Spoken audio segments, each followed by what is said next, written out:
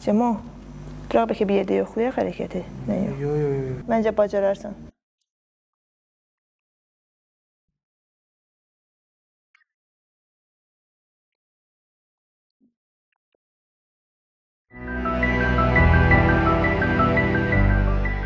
Bəzən bir addım insan həyatının dönüş nöqtəsinə çevrilə bilər.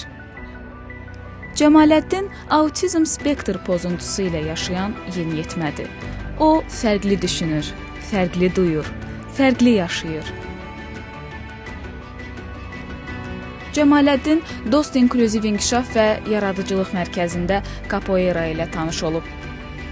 Kapoeira onun üçün təkcə idman deyil, ritmin və hərəkətin harmoniyasıdır, özünü ifadə azadlığıdır.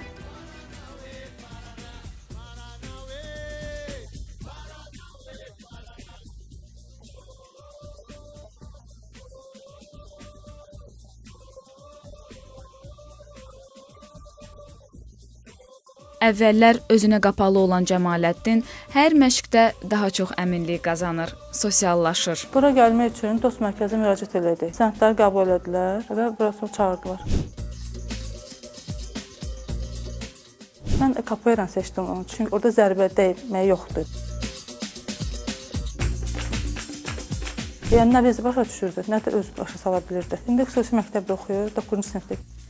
Cəmaləddin artıq cəmiyyətin fəal, yaradıcı bir üzvüdür.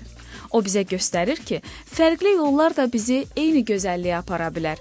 Yetər ki, bir-birimizə anlayışla yanaşmağı bacaraq.